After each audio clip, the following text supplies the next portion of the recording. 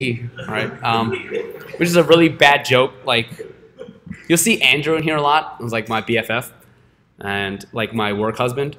And every lecture he started, he yelled okay to kind of prep himself, except that's how the video started.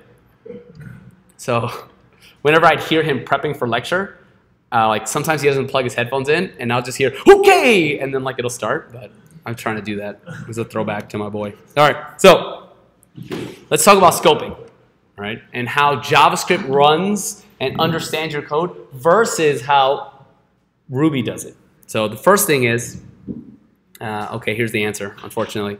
But let's take a look at this file right here. So we have something called scope. Okay, let's do this. What would happen right here in this block of code if I were to run this file? You guys want a little throwback? A little Ruby action, and the file name is called scope.rb. What would I get? You sure?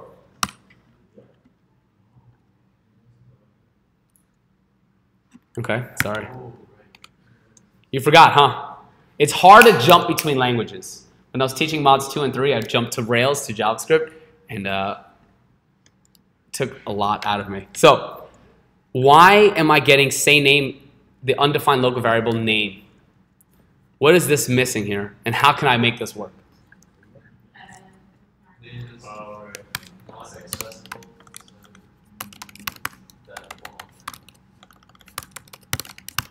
Right? It needs to be passed into the method, right? This right here. So when say name is invoked, because this is syntactical sugar, it will in fact put the bananas there for you. It needs to be passed in the variable because of Ruby and its scoping. Thumbs up, thumbs down about Ruby scope. Let's reveal our votes over here. Cool? Great. Another way we could do this is, instead of passing in the argument, we can in fact create, and this probably heard this before. What does this do for us?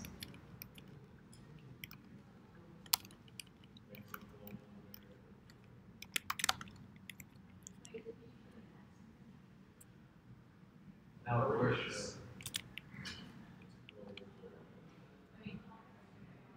We don't do this. That's bad practice, right?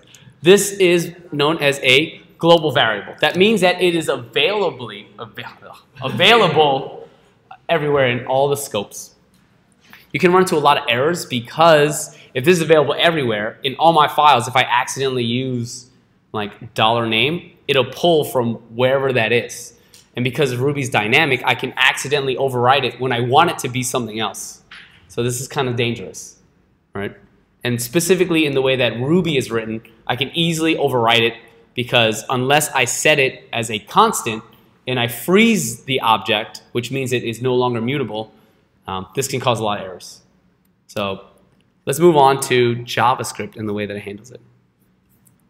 Right? So I just, like, see what I mean? Like, these are dissertations. It should be like an exact example. So something called lexical scope. You're going to hear a lot of these terms because they're important, but don't be scared, right? Words mean things. It's like one of my favorite things to say. It's kind of snarky, but it's fine. If you were to think lexical scope, what does the word lexical mean? All right, it comes from the stem like lexi, right? Lexicon, it just means word. So scope is kind of sort of like the environment or like what is currently available in your vision. So if you're looking through a scope, you don't see all of this. You only see what is in this like looking glass, the scope of what's available. So the lexical scope just means that if I'm looking at certain words, certain definitions, certain functions, what is available to me? In the same way that here, $name is available. But when I'm here, the scope says that this name variable is not available to this method unless I pass it in. Bless you. May God bless. So, lexical scope, right, if you need the technical definition, would be the scope that's defined by author time decisions of where functions are declared. This is just a fancy way of saying where you write your code will matter because of scope. Therefore, scope is going to be really important in how it's different. You will see a lot of these links here. When there is downtime, which there really isn't too much, or if you are ahead on labs, please, I implore you, I chose very particular links for a reason. Learning how to read documentation is going to be so crucial for you as developers. You Don't Know JS is a free book, and it will take you from junior JavaScript developer, if you read through it, to, if you understand it, a senior JavaScript developer. The book is entirely free. A lot of the snippets that I will take is from that book, and I will do my best to digest them for you. But when you finish Mod 3, there's nothing in that book that you cannot teach yourself to learn. I will just give you the fundamentals. They have all the chapters you can get for free. Yes, that is correct. That is free. It is, yeah. Cool. So let's talk about this a little bit. This looks, oops. These two, they look the same, right? I'm declaring a variable. I do not pass it in, and then I attempt to utilize it, and it works. So JavaScript scoping is different from Ruby scoping. Ruby scoping is very narrow-minded. JavaScript is very much, I look inside myself, right, my own function. If it is not there, I look at the next level up. So if I have nested functions, right, like I can do this if I wanted to. There's going to be a lot of like, okay, that was weird. All right. If I had something like this, and then inside here, I declared a variable, right? I could do something like var t-shirt equals to shirt that looks like a T. Very good. And then in here, I had returning another function. And this utilizes t-shirt. What's happening here is this function will look, is t-shirt defined within this function? No, it is not. It will then look outside of its own lexical environment to the next level, which is here. And is t-shirt defined here? Yes. And then it will run that one. If, however, I had var t-shirt, it's like outside, which one will this console log? Will it console log outside or shirt that looks like a T? It will console log this one because of its looking outwards in layers. If, however, this did not exist, what would it log? Outside. Is everyone comfortable with how JavaScript will run and understand its lexical scope? Let's reveal our votes. All right, good deal. So what I'm going to do is actually I'm going to try to write a lot of this code so it's saved. And you'll see all the dumb examples that I used before. Cool. So the idea here is you have a shirt, a function that prints shirt, we're going to get into var let and const, just they're declaring variables here. And I console log shirt, and I console log shirt. What will I see?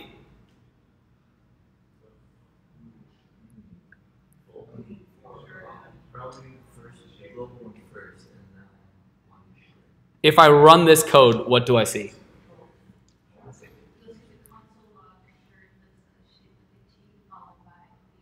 You have to return it to C. You're going to say first shirt. Oh, you're just going to say the first log. Only the first, and then one is a return. All right, let's take a look. Ready? Let's take a look. Let me explain what's happening so you can see. Here is a declaration. I'm going to say, hey, I'm going to say a shirt has a variable, and then I'm going to declare what the value is. Here's going to be a function that I'm declaring. I did not invoke it yet. Therefore, it will not run or execute. On line 10, what is the lexical environment of this shirt? Is it inside here or is it the global? So I will actually log this one. When I invoke print shirt, it goes inside this function, and then it will log the shirt. Is there a shirt defined in the function? So it will log this one. This is done on line 9, and then this is done on line 7. Well, I mean, obviously, this is line 1, 2, 3. You know what I mean? Cool. So lexical environment, JavaScript, different. Are you feeling more comfortable about it? Sorry, I'm slow. I'm checking in. But it's also because, you know, all of you did all the labs. So. All right, cool. Let's move on. I'm going to go slow because if I go fast, I cannot afford to lose you. All right. If you want me to go faster, just be like, hey, it's fine. Let's go. All right. All right. We're going to talk about global, function, and block scoping.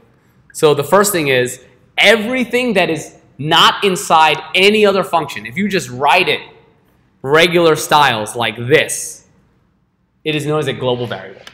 Because everything looks outside, like inside out, if I define it right here and it's not inside, everything will eventually look outside far enough until it finds this. So this is the equivalent of what is known as a global variable. Because I declare it here and it's not inside anything, everything in theory will have access to it because of the way it looks out eventually. So that is the global variable. Shouldn't be too complicated. Are there any questions on this? All right. Bottom line, global variable means it can be read anywhere in your code, if you need the technical definition. All right. Function scoping. These are obviously any variables declared or any functions that are declared that have access to each other because they are inside of a function. So if I were to log pants, would I have access to this variable here? No, it does not. It does not look outside in. So the function has its own scope, and it's between these curly braces. Cool?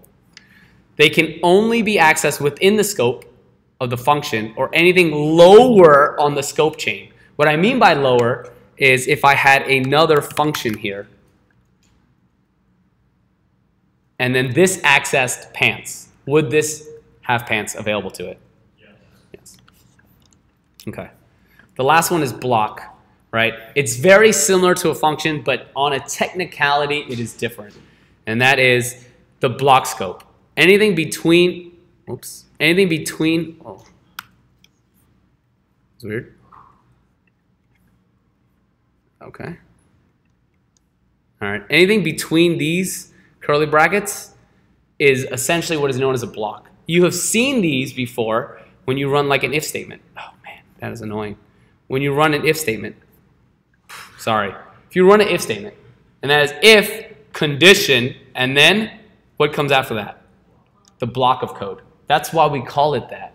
So as you start to recognize in a meta way what you've been saying, is how to define it, right? So an if statement takes a condition and a block. That should make sense to you now. So these have their own. Like if I were to define a variable inside of a block and I try to log it, it does not have access outside the block in the same way that it doesn't have access inside a function. Are there any questions on block scoping, function scoping, and global scope? So block scoping has no access to something outside of the block. That is correct. You cannot access something inside a block. From the outside. Sorry, that is important to finish. All right, so I promise we get into varlet and const. This is where it gets a bit dicey. This, I 100% guarantee you, will probably, most likely, sometimes be asked of you in JavaScript interviews. So this is basically what it boils down to. All right, we have var. Var is your standard definition for declaring a variable. This is the important things to note. Var can be both reassigned and redeclared as many times as we would like. It can be reassigned and redeclared as many times as we like. And let me show you. It also hoists, but I'll get into that. I have var, right? And I have var 0, and that is amazing. I have declared the variable and assigned it a value. So I did two things there. I can say var Vera, for whatever reason, is now an array. Vera is an array. Powerful. Cool. I can say Vera is now an object. And I can say var Vera is a number, 100.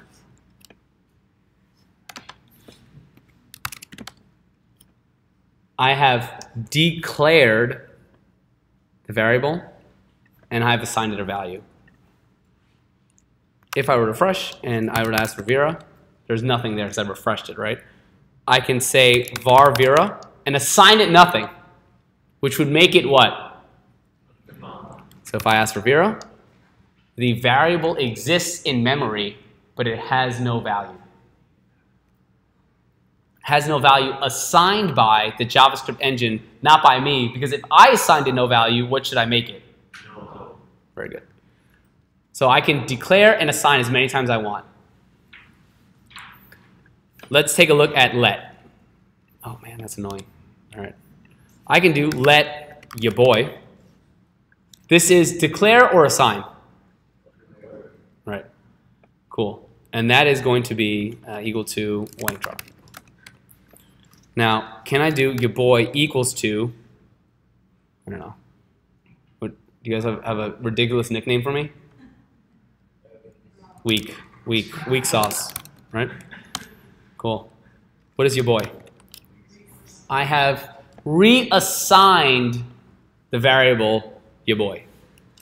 Let your boy equals to, ETH?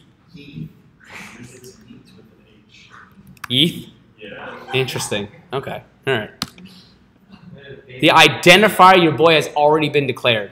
So with let, you can reassign as many times as you want, but how many times can you declare it?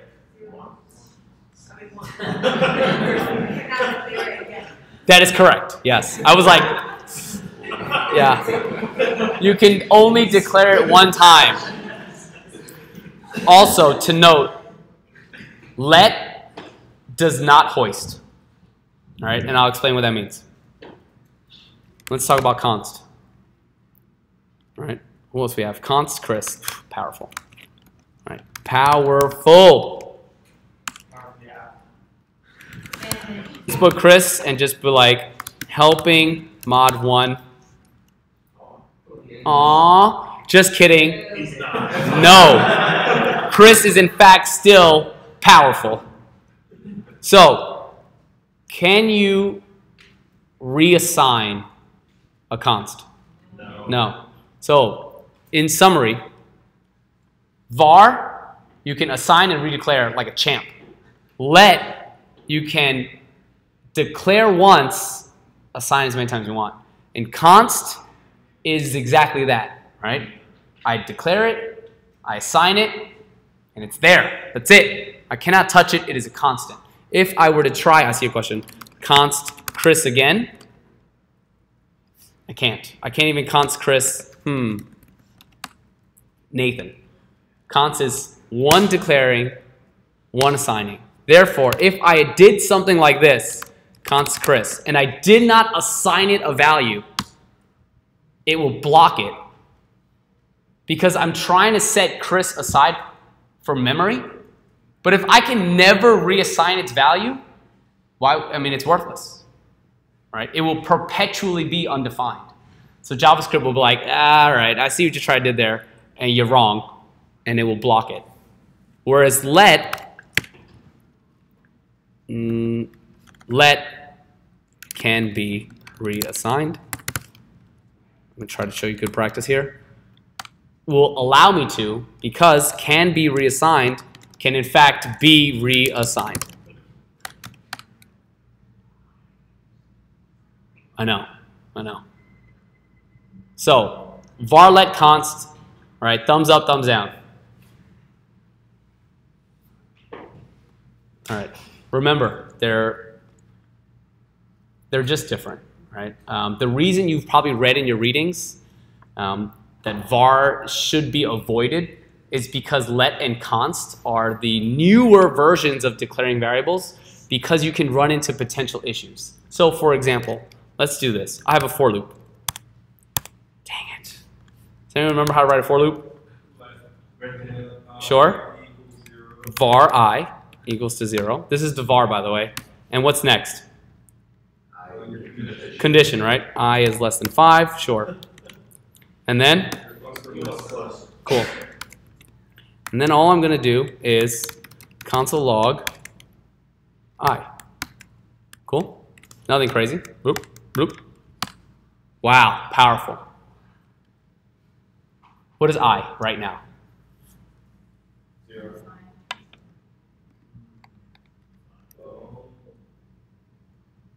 What does this tell you for var inside block scoping?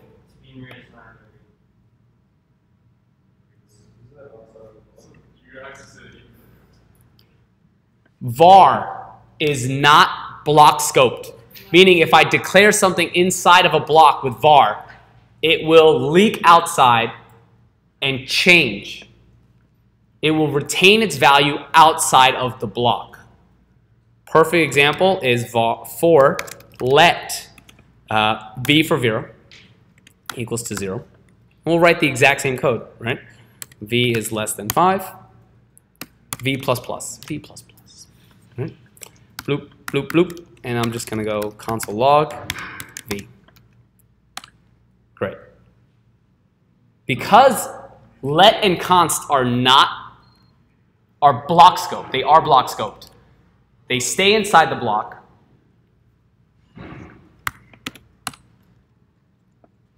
If I declared it inside the block, it does not leave the block. Do you see how using var, especially in like a for loop, and you use x, which you think is contained inside the for loop, inside the block, could have some adverse effects on your application? Right? It is basically, in your mind, what you think it is not what it actually is. And that's why var is sort of trying to be phased out, and they want to use something like let and const. Notice how I have v plus plus here. What am I doing to v? I'm adding, I'm incrementing, but more importantly, I am mutating. Would const j equals to 0 work in a for loop? No. So naturally, a for loop should be used. What should we be using for for loops now? Right. So, any questions on var, let, const, block scoping, how you can assign, redeclare, which one, and when?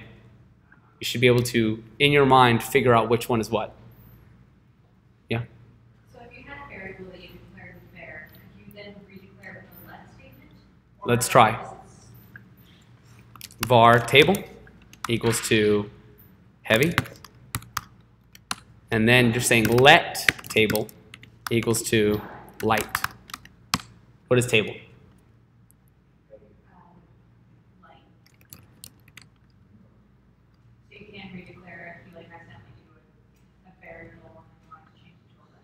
Yes. Will it work the other way? Can I let table and then var table? I like that. For the recording, it looks like this. But you could take a let and then make it a constant, right? Or a constant. Can you?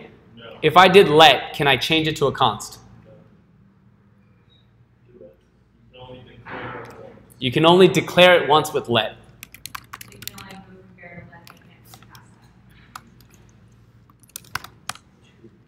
Let has already been, I mean, table has already been declared with the let, and that was one time. Good question. The for loop example with let, does that mean the entire for statement is its own block? Yes. Okay. All right, so var let const, yes? Sorry, these are kind of slow, but they're definitions, and they're just really important for you to know. So, cool. All right. Hoisting. Who feels comfortable explaining or their understanding of hoisting? Just explain how to not run into that problem. Okay. All right, so Find at the top of your statements, your functions, or your scope. You define your variables on top. let me explain. This is why, and I will summarize quickly as I can, why that video is so important. So, this is what it is really doing. And this is important that I show it in a way that I'm just going to comment all of this so you can kind of see it from the beginning.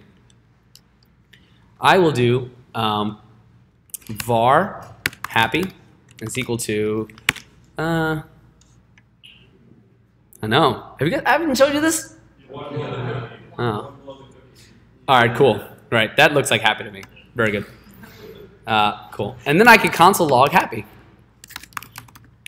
So far, so good. What will I see in the browser? Oh, sorry. I have to like open this thing.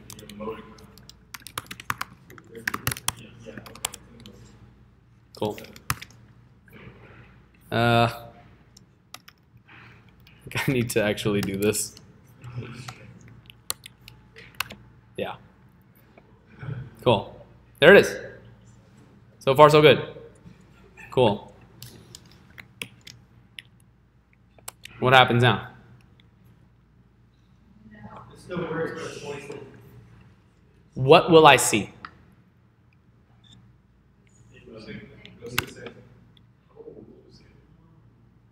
Okay, let's take a look.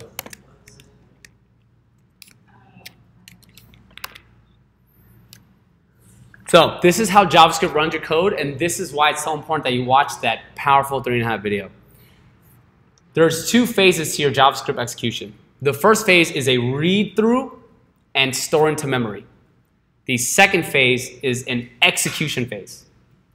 So the first phase, I will literally read through every single thing here. The first thing, in my read-through, I will see, oh, a console log, cool, that's a function, and I ignore it. Well, not ignore it, but I know that a function is coming on line 3. On line 4, I see var happy. Knowing what we know about var and how many times it can be redeclared and reassigned, does it make sense for me to waste the processing power and time to store the value if I know it can and likely will be changed later on a further line down in my code? So I will take var happy, see the assignment operator and go, whoa, you know what, hold the phone, it'll probably change later. I stop. I do not actually evaluate the assignment. I take happy, however, and I put that in memory. I've now said, in memory, there's a variable called happy. Because I haven't looked past the assignment operator, what is its value? I've declared it but not assigned it, so JavaScript will say it is what? JavaScript will say it is what? Just two people? Right. And then it will continue reading my code. I will see a console log, and I'm like, cool. I will go down, and I'm like, great, a const, cool, some block, whatever. And then I finish reading the whole thing. I go into execution. I'm on the console log. What is happy in memory right now? And what will it log out? I now come across this again in my execution phase. And I go, great. Now I read the assignment and say, that variable is equal to this happy emoji. So when I log it again, it actually has a value and will log. So it appears as though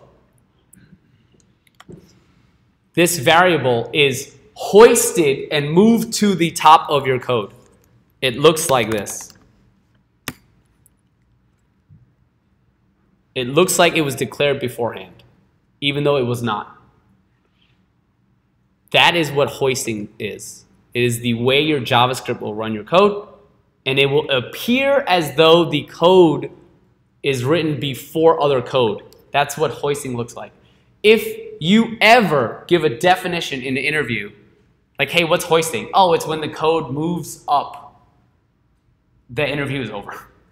Like me as a interviewer for JavaScript, I would be like, oh, is that what it does? Okay. And then essentially, I would be just being polite to you for the next like 30 minutes. It tells me that you genuinely do not understand the inner workings of JavaScript, and that anything you say after, while could possibly be good or okay or smart, the inner workings and the execution of your JavaScript code, you do not have a fundamental understanding of. And therefore, I could find somebody else. So it's important that you get that. Can you say it again? Say what again? How you would define it. How I would define it? Yeah. What is hoisting? Yeah. If someone asks you what is hoisting, yeah. Hoisting is the phenomenon in which it appears that your code is being moved to the top. However, based on the execution and the reading of my JavaScript, those variables are stored into memory first, and therefore it is available before it is declared at the time of execution. Huh? Thank you. What, in that definition I gave you, for my understanding of it, do you feel like you can say something similar? The variables are available before they're declared and assigned in your code because of the way JavaScript runs your code. What's the point as the value is followed? And I'll explain what the value is here in a second. That's obviously a very important piece and why JavaScript was run like that. So, because variable declaration, this is the technical definition according to MDN on var and hoisting. Because variable declarations and declarations in general are processed before any code is executed, does that sentence make sense? Like it's stored in memory first and read through before it actually runs. Declaring a variable anywhere in your code is equivalent to declaring it at the top. This also means that a variable can appear to be used before it is declared. Right? Like so here, I'm console logging and using happy before it is declared and will not break. It won't go, hey, I've never seen happy before, because it's actually on the next line. And this is called hoisting. So here's how Ruby will do it. Ready? Let's take a look. If I were to do something, right, like puts, I don't know, you shout out a variable name? Dolphin, right? If dolphin equals Pizza Hut, what will happen in Ruby? If I have declared and assigned dolphin, but I use it beforehand.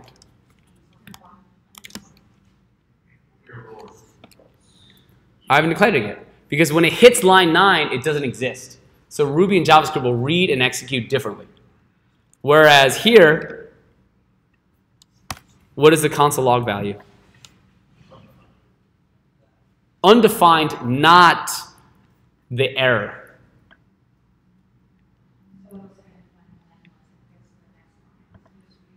Yes. Are there any questions on the difference between Ruby and JavaScript as it pertains to hoisting, declaration, and scope? Would you still get undefined if you use like let or con? We're going to get to that right now. Thank you for that. That was not a plan. So, all right. And by get to that, I'm going to answer the other question first. God, I can't. your question first. Like, what is a good reason for that? For example, let's just say I wrote a bunch of functions. Do I want to always move all my functions all the way up and then utilize them all here? Or do I want to just declare them as it makes sense inside my code? I want to declare them as it makes sense inside my code. I don't want to have to like take a block of code, right, and just be like, oh, I should do a function here. Hold on. And then go all the way here and then write the function. I should be able to write the function anywhere in my code, and then anytime I execute it, even if I invoke that function earlier, it should work. That's the idea behind it. And so that's why that happened. Does that answer your question about like the practicality of it? You will start to see as you start writing hundreds of lines of code, you don't want to look through your code to see, great, am I invoking it before I declare it? And you should not. That should not be a thing you think about. And that's why. That was the purpose of it. And so it's a feature, not a bug. That's why hoisting exists. It's like Ruby's before action. That is correct. That's a good way to think about it. It's a minute distinction, but before action exists as a method in Rails. It is not organic to Ruby, but yes. Cool. So let's get into this. Bloop. If I were to say let, what do you think will happen?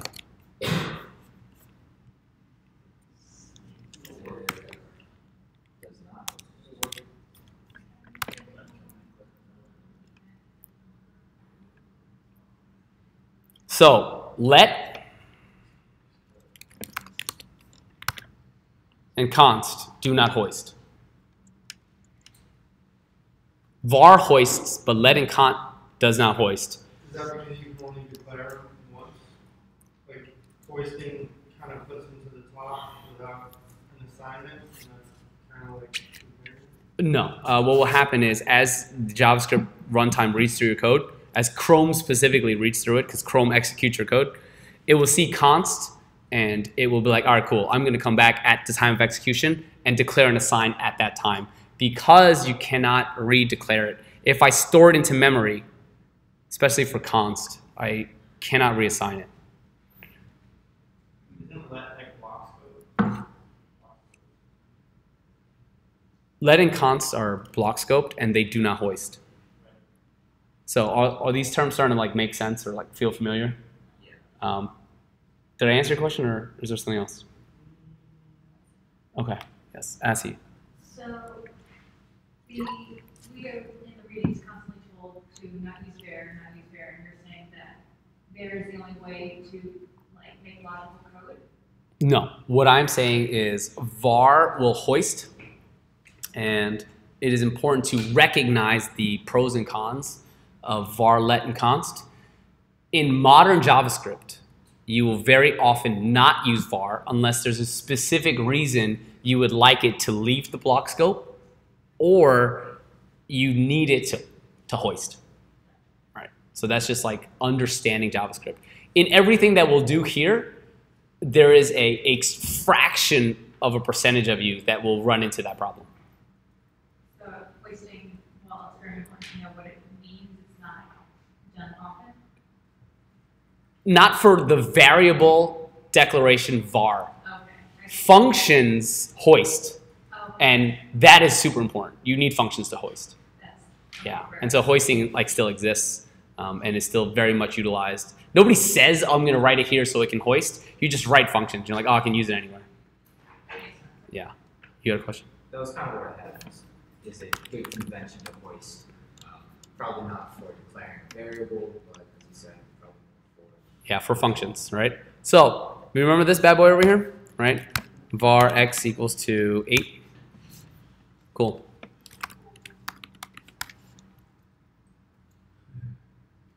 So let and const are new. They're modern JavaScript past ES6. And guess what it writes back? It backwards compiles right to var. So that's why it's important to know and understand var. But in modern JavaScript, you'll use almost exclusively let and const.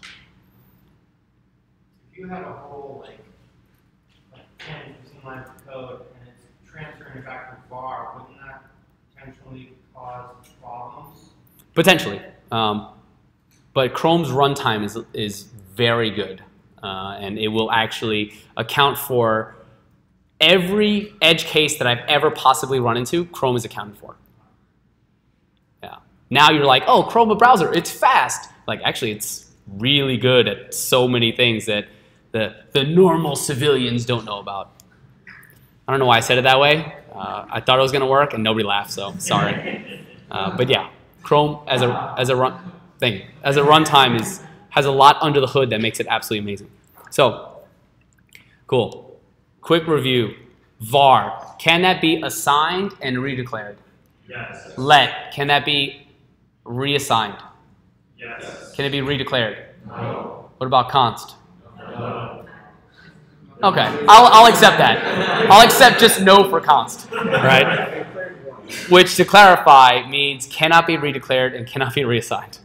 All right? All right. Does anyone feel bold enough to take a stab at hoisting? Don't be scared. Come on now. I can pause the recording for 2 seconds. Hoisting is acting like it's being put on top because there's 2 phases. The first is the reading, or what's the word? It's fine. Reading. Reading, and then basically it assigns, allocates memory for that variable. Yeah. And then it doesn't actually execute until it's finished with that. So then, because it already exists, because you already read it and it has memory allocated to it, when you execute it, it still accepts that variable even though it hasn't been assigned anything. I will accept that definition and even say that is really good. If you told that to me in an interview and I know you're a junior developer and I know you're nervous and I know you're put on the spot, I'd be impressed. So, plus.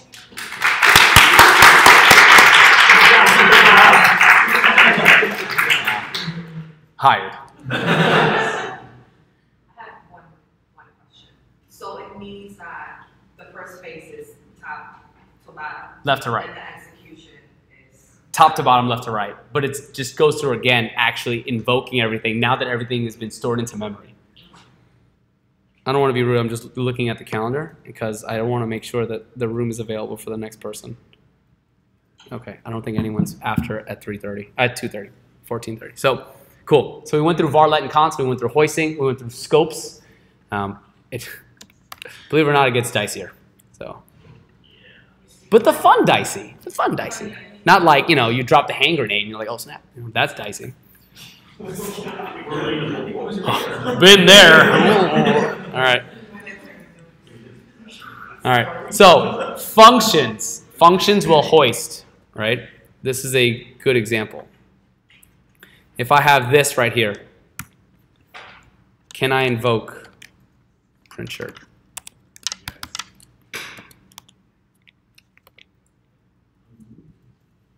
Functions will hoist. So functions, right, and you'll learn in this video, it's not like var where it'll be like, oh, I see this, and then just ignore this part. Functions, the entire function will get stored into memory, which is why when invoked here, it will know what to do.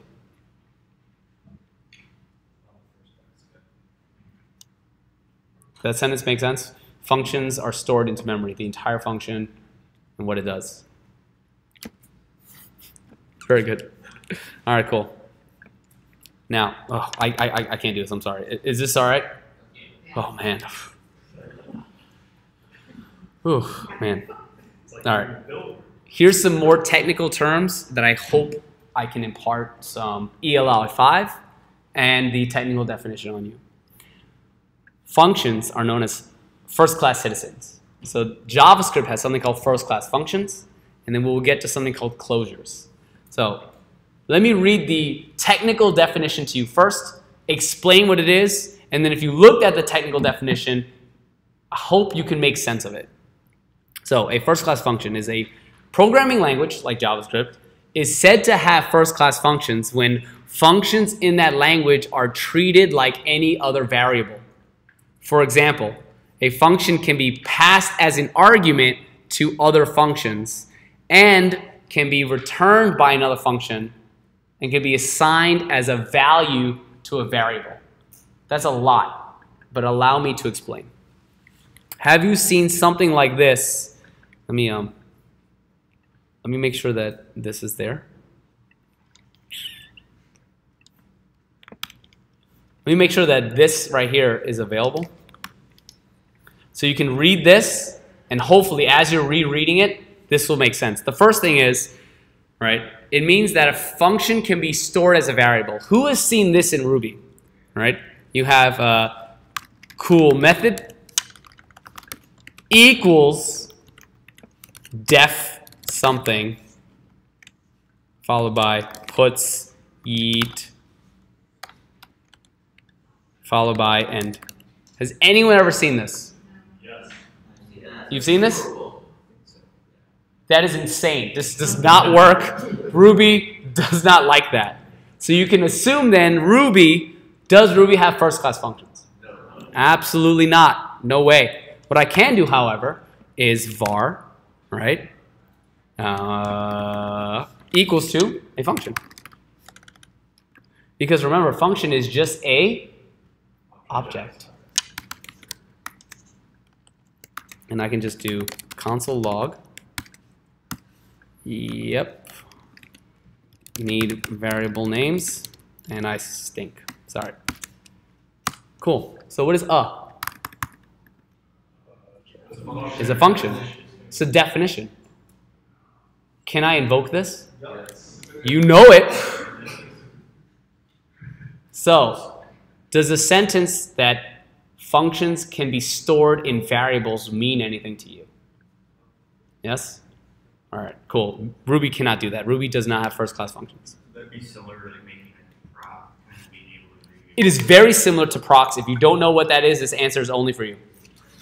Yes, but not exactly. Okay. Procs only will take in a block where functions can also declare its own variables and do other things that procs cannot. So, yes. Is there any preference over declaring like that versus actually Massive. There are huge differences between this and this.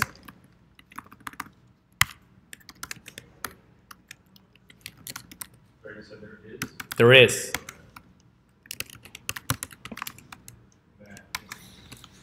It was supposed to say yo, and then I just left it. I was lazy. There's a difference between assigning it to a variable and just simply declaring. There are several differences, one of which I will dive hugely into this keyword lecture. But for right now, one of the main differences you can see immediately is I used var. Can I use const, right? Fun function equals to a function.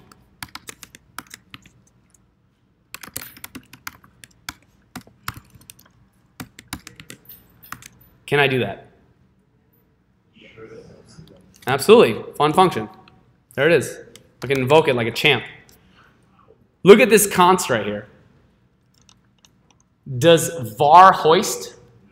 No. Sorry, yes. Var hoist. Do functions hoist? Yes. Okay. Does let and const hoist? No. Will this hoist? Differences, right? Because now you're understanding fundamentally how JavaScript is running, and it becomes very dicey. There's also, it changes the way literally this keyword will function and how it works. It is not like self, although it is a little bit like self. It's not like self. So, do you see how this is different? All right. That being said, have you ever seen def, like in Ruby, right? Cool method. Okay, that's not going to work. And then it takes in another method as an argument. No. No. Let me write it here so that it becomes more legible, right? So let's take a look at this.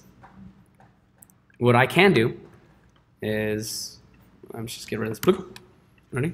What I can do is I can have a like const, right? What's a variable name? Well, Jack. Okay, reverse. So you can have an anonymous function stored in here, or you can have a non-anonymous function. Do you not? How do I create a non-anonymous function? A non-anonymous? Yeah. Yeah. Yeah. Yeah. Very good. So this right here, if you're assigning it to a variable, can be optionally anonymous. Cool? So all this is going to do is console log, right? Here I am. Bump, bump. You like a hurricane. Cool. Questions, comments, concerns? Is that a song? Yeah. Yeah. Let me guess. Who sings it? Oh, you should let that person sing it. Yeah, very good. Thank you. All right. So now I can have another function, all right? And that is takes function as argument.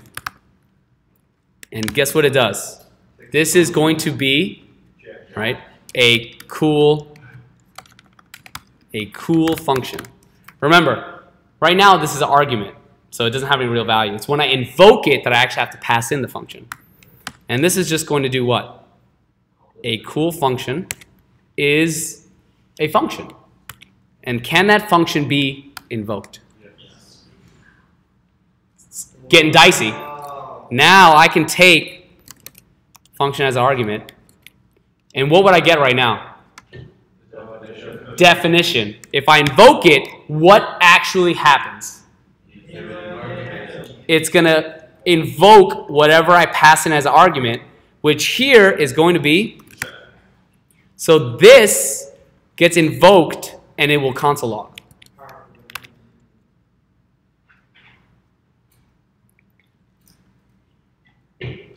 Who feels comfortable about what just happened? You don't have to be able to explain it. If you read that, you would be able to understand and confidently say, that console logged and I know why. All right. So here's some yes, you want to reveal the vote? Here's some terminology I need you to understand. This function, even though it is being invoked here inside this function, a very important question. When is the only time this function right here, a cool function, will run? When this one runs, right? When this one runs, this one will also run. Yes? Therefore, this function can take in another function as an argument. Does that sentence make sense to you? Great. Let's take a look at part 2. Ready? Functions are treated like any other variable. We got that. For example, a function can be passed as an argument to another function. And they can be assigned to be a return value of a function. Therefore, I can say this simply returns a cool function and the invocation.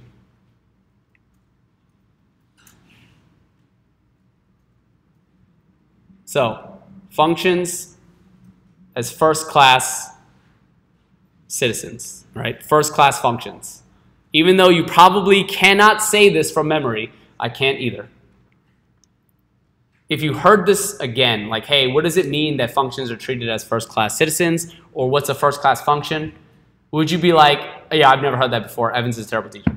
Or would you be like, I kind of remember. If you looked it up, because you're not going to be able to get my definition on MDN. You're going to get this definition on MDN. If you looked it up in front of somebody in an interview, because this is what happened, right? I interviewed another developer to be a lead instructor here. And I asked him, I was like, hey, what does that mean? And he's like, I don't know. I was like, okay, why don't you look it up and tell me? He looked it up and goes, oh, yes, that makes sense. And then explained it back to me. That is perfectly acceptable. Because to remember all these things is kind of silly. But reading the technical terminology, will you be able to translate and you understand what that means? And can you then execute? Can you be like, great, show me what it means that a function is just a variable? And you'd be like, sure, var, here's a weird function, equals function, parentheses, brackets, and then do something. That's the important piece here. Can you read the documentation? There's a lot of crazy terminology I need you to just like look at and be like, yes, I know what that means.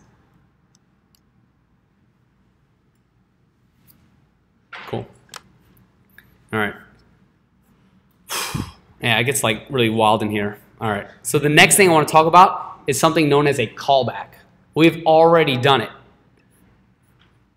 This function, it takes functions as an argument, will call this function. This is known as a callback function. It is a function that gets passed in as an argument and invoked later.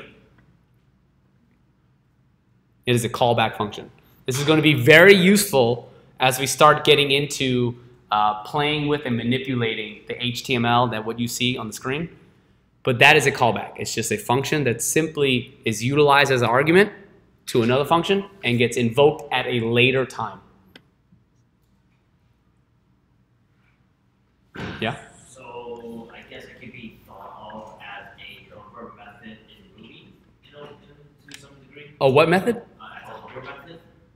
Oh, a what? Helper, as a helper method in Ruby. Yeah, you could think of it that way, but try not to describe it that way. Yeah, it is a callback function. I don't know why I closed that. That was weird. In Redshift, where the function is assigned to the variable and it's anonymous, we made it a named function. Can we call that function without calling the variable? Can we call what function? It's an index, the top. Okay. The top. So like if that function had a name, we could call it without calling Jack. Not that we would want to do that. I mean, What's the question? anonymous function at the top. So if you gave that function in Jack, like A name? A, and then in the last base function as argument, and then call A instead of Jack, line 11, Yeah. or here. I'm sorry, what? Can I call A here? Yeah, that works, right? No. Because I don't have access to A, because A is actually stored in the variable Jack. So right here, if I were to try to log A, sorry, I have a weird helper in here, I would get not defined, which is important to just think because it is not undefined. It is not defined. It's just right, which is an error. This might be getting It gets dicey. JavaScript's tricky. this might be getting a little bit too like can you put like Jack dot A or something? You cannot use jack.a because A is not a key of Jack.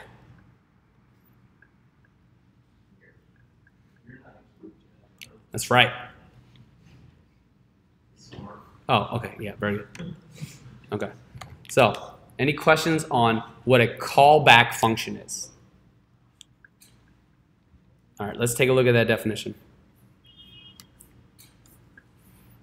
All right, ready? Sorry, where did I put callbacks?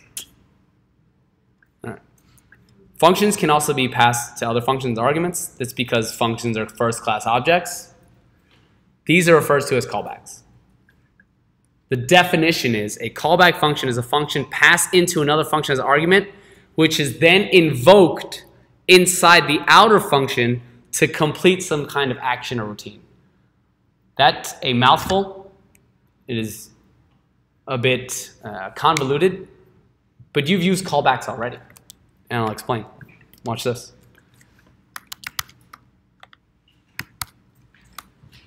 You've seen this before? How does map work? Callback function. That's the first argument in map. Don't worry about the second one.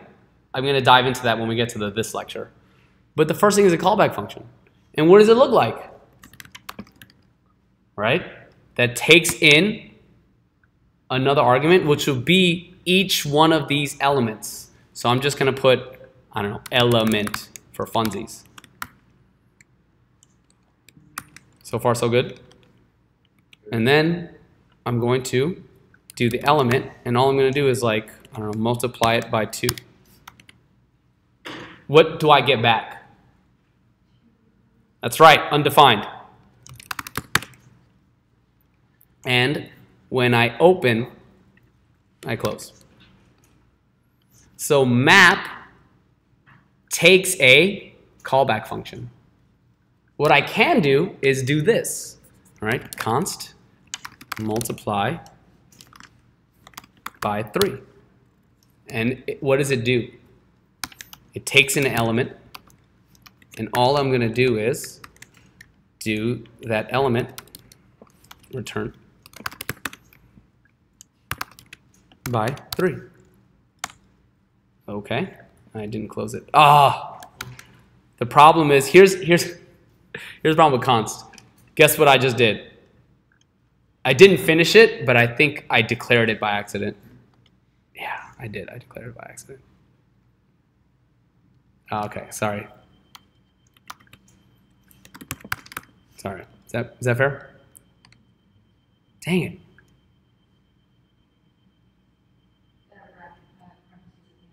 Oh, yeah. I was correct the first time. There we go. Ugh. JavaScript gets tricky. Do you guys recognize each one of these errors? This is a good like teaching moment because I jacked up. This.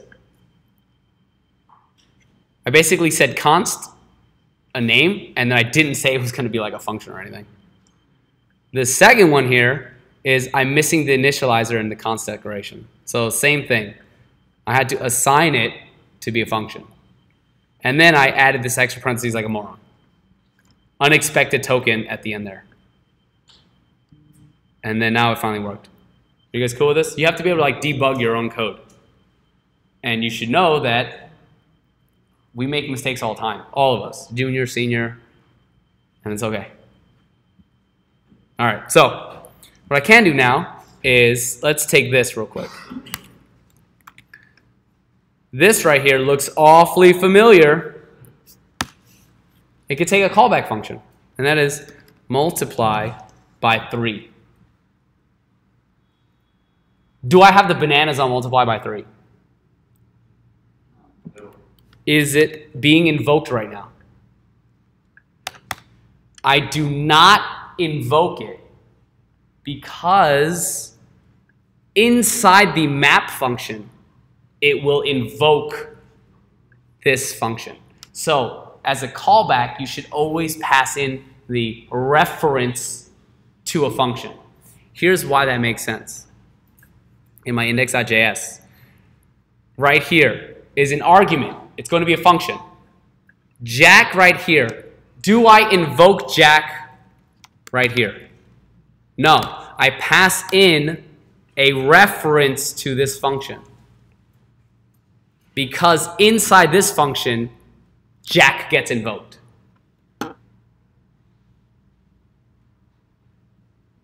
This is like, it gets really dicey here. So I need you to understand. Who feels comfortable about why I pass a reference and not invoke Jack? What happens if you do? Jack is the variable. Jack is a variable, which is a function. Which involves basically the function. Yes. Okay, so that's why you don't need to. I pass a reference to the function But because. if you wanted to, you just like wanted to declare outside of that function, like if it wasn't a callback, you would say Jack bananas and it would execute. Yes, outside the callback, right? I would just call invoke Jack. So here, I'm passing a reference to it because inside map, multiply by 3 will be invoked somewhere. Think about it. When I wrote this, right, did I invoke it or did I just create the function on the fly? Which is just a reference. And that's why this will work, because multiply by 3 is just a reference to a function.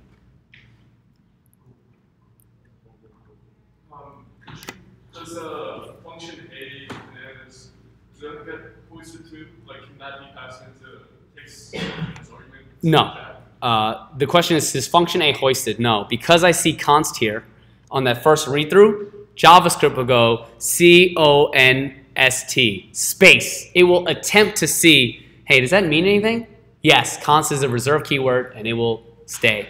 Then it will go JACK space equal. Great. that means that Jack is now going to be stored in memory. It sees this equal token and immediately goes, great, it's a const, I've run to the equal.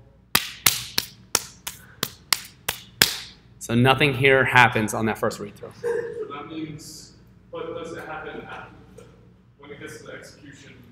At the execution, yes. So does that mean the A bananas can be like, does that exist outside of just being like the value of Jack? Like, meaning can we use A and pass it into this function as argument, A bananas? Can I just use A here? Like A bananas. No, because Jack is the actual variable, right? A means nothing. If I console logged A, it'd be like it would be not defined. It just exists as the value of. Yes, which is why whenever you do this, best practice, you shouldn't be naming that. Yep. Good point. And that's why we do the things we do. Because at some point, someone asked these questions because it kind of made sense, but it doesn't work. So that eventually we're like, okay, you know what? Let's not even go down that rabbit hole. If I assign a variable, make it anonymous. That is like good practice.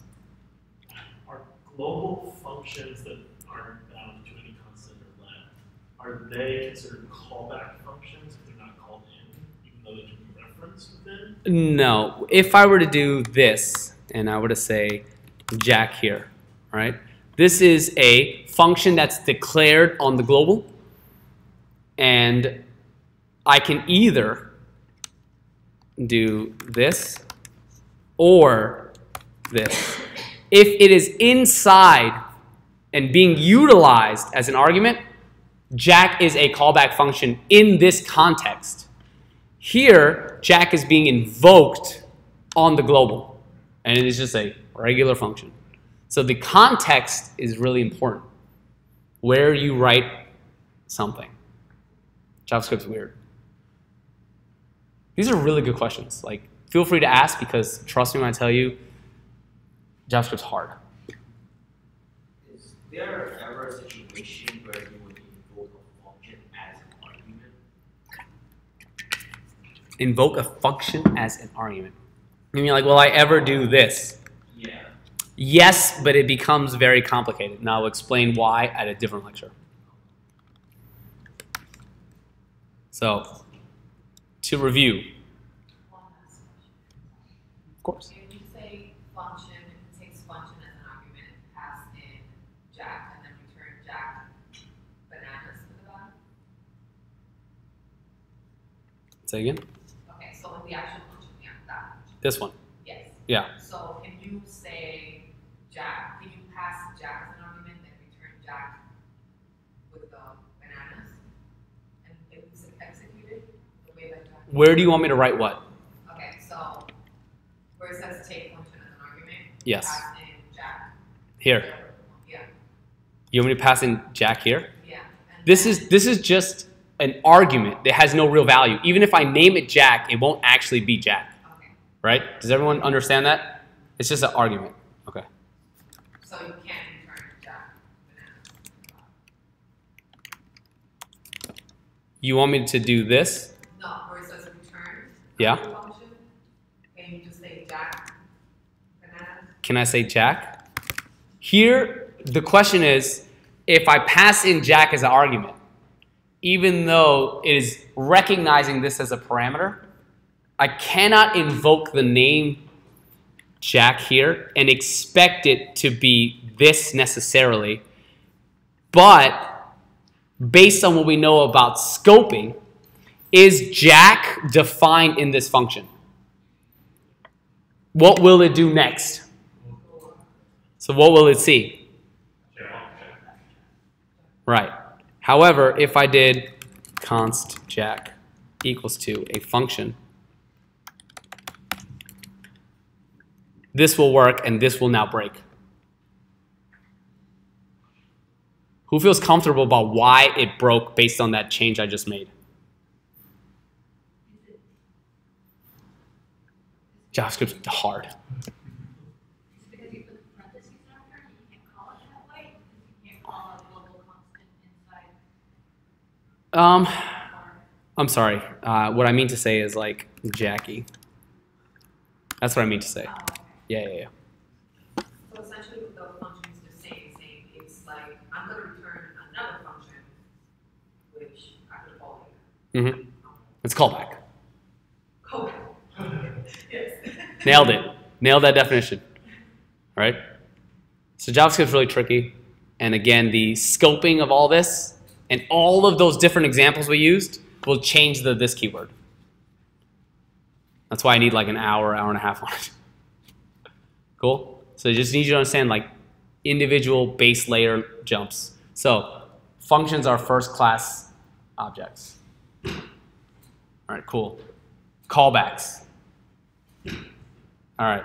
Why do we pass a reference and not invoke?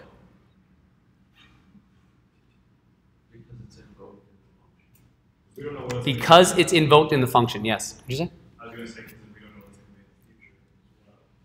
What we're passing. Yes. Here is, I'm going to try to take it one step further, is a ton of information. So if this kind of throws you off, I'm sorry. But if this solidifies it for you, I hope this helps. All right? So let's say this function takes an argument, right? Like a word. And here, remember to do the string interpolation. I'm just going to do word at the end here. So far, so good. I'm going to pass in cool function. Here, we want to do something like pass in word. Or like, I don't know, skater boy, I don't know. What happens right here on line 11?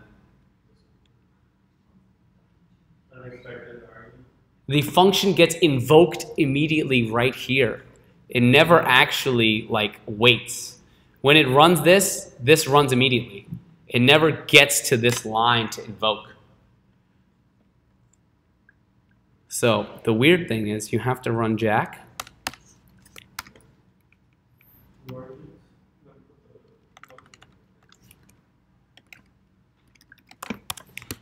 Cool. So remember, a cool function is Jack. Here, it's being invoked.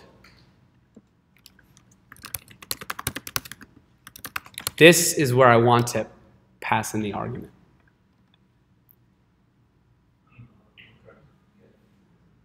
It is tricky, right? And trust me when I tell you there's absolutely no shame, but I need to know, right? I need to reveal the vote on callbacks. Yeah, I actually need you to like reveal the vote, yeah? All right, cool, great. So as a whole, this is the whole concept. Callbacks are going to be the hardest thing to understand of JavaScript next to asynchronous code. And don't feel bad. And hopefully I did a decent job explaining this to you. You will hear about somebody as you get to Mod 4 by the name of Dan Abramov.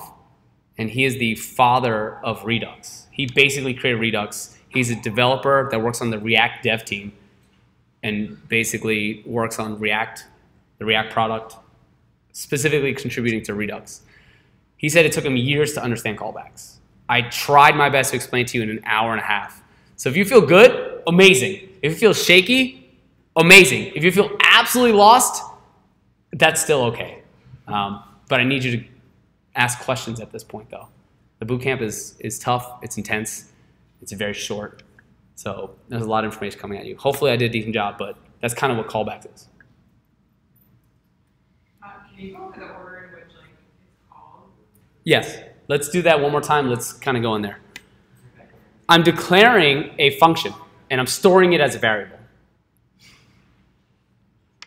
I'm declaring a function that accepts a callback function. Inside that function, I will return the value of this function as it gets invoked. I'm sorry, a value of this function, whatever it may be. When I actually invoke this function, I pass in this one. So Jack is essentially being passed in here. And so now Jack is being invoked with an argument. And that argument is being utilized right here. done Jackie word, you want to do a full function, here's the argument, you just write Jackie, and then you have a full function. So you would, if you didn't give the function up top an argument, you might give it inside the second one when you return it. Yes, this is the one that should be invoking it, should be getting the argument, should be getting the parameters. So if the original function didn't have an argument, you wouldn't give it an argument. If the original function did not have an argument, I would not be passing an argument here. Okay, so what I'll do is I'm going to continue moving through, take a break from this, and then if you want, we will create the for each and the map, which you can then see how callbacks are being utilized, and then hopefully it will shed some additional clarity. So let's go back to this very complicated README. So functions can return functions, right? We said that already. So let's take a break from this. I have a function, and this is going to be, I don't know, function 1. Cool? And this is going to return another function.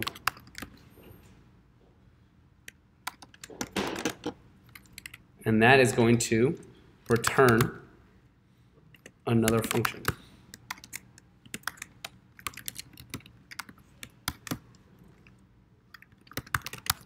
Cool? So if I were to go, what is function 1? All right. What if I invoke function 1? What does function 1 return? It returns a function. And so what do I see? Cool. How do I take a look? This returns a function, right? Which gives me Another function. which I can then, Put some more domains. functions can return functions. Yeah, powerful. That's mad powerful. All right, that's basically what I got for you. Do you guys want a break? Do you want to go watch that video? Do you want to do labs, or do you want to see the dot each and the map? How quickly can we do I can personally do it in 3 minutes, but I'll be moving very fast, and you would not get a lot of value out of it. I would say 8. I would say 8. I could do it by 3. I'll finish by 3:10. It's your call. Let's reveal our votes. You gave us like 4 options. The vote is either be done with lecture or C, map, and for each. But what you do with outside of lecture is like all other options. So, labs? Okay. Or for each and map? Okay. All right. At this point, the rest of the lecture is optional. So if you get up and go, I'm 100% okay with it.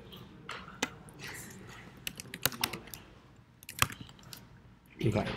Let's take a look at for each and the documentation and how it's actually implemented. Boop, boop, boop. Golly. This is the actual prototype, the full definition of for each. It is very complicated, right? So what we're going to do is actually just build our own. Cool. So what I want to do is simply create a function called my for each. That's all. Nothing crazy. And it will take in an array. And what else?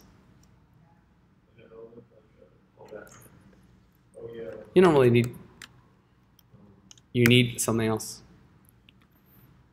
All right, the callback. You need a callback.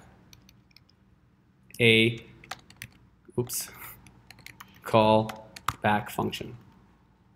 Cool? So all it's going to do is it's going to go through each element.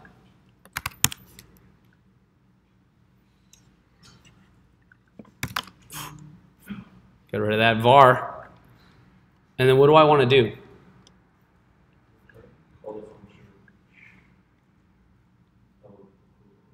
What my callback function is going to do is do something to each of the items in the array. So I'm going to, just so you can kind of see it very clearly, I'm going to invoke this function with each item in the array.